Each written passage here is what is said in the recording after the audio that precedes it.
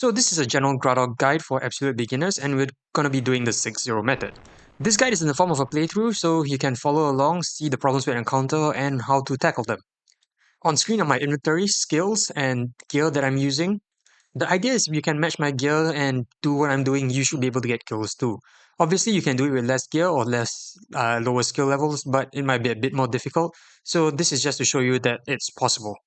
So keep in mind, this is for relative beginners. There are definitely more efficient ways of doing it. It's just to get the first few KC, or just like figure out how it works. Alright, let's jump in.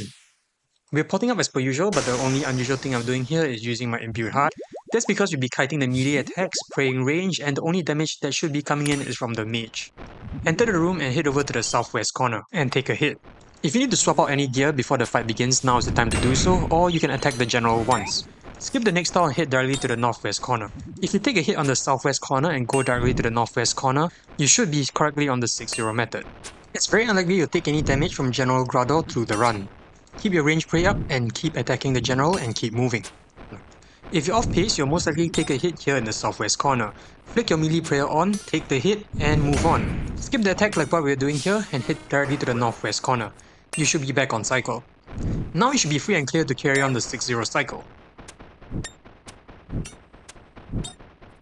To be sure we're currently on the 6-0 cycle, I flick my melee prayer up just in case we tank a hit. Knowing that we're okay, we can attack from the middle tile again and carry on the cycle. This area right here is the second most likely place you're going to take a hit. If you're not confident here, it's good to flick your prayer as well like we just did, and now I know that we're off cycle. To correct it, watch what I do next.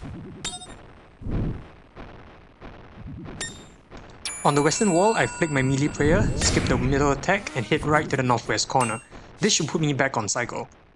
If I did this correctly, I should not take any hit here. I still do, I think I'm lagging a bit. We have to correct one more time.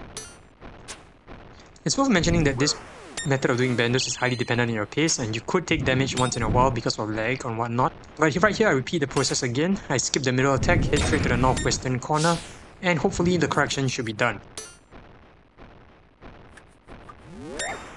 Damage. Very nice, we did not take any damage. Now we can carry on the 6-0 cycle. And I'm getting distracted talking, but yeah. Bandos is done, now we just need to deal with the minions. Group up the minions and barrage them to heal. It's also worth noting that you can ice barrage the melee minions, so you only need to flick between two prayers like what we're about to do. From here, just take out the minions and you're done with the first round. To start a new round, I like to start in the southwestern corner, tank one hit and carry on. Doing this method, I know that I'm definitely on cycle and I takes all the guesswork out of it, and it works. There are methods where you can skip tanking that one hit, but for me, that's alright.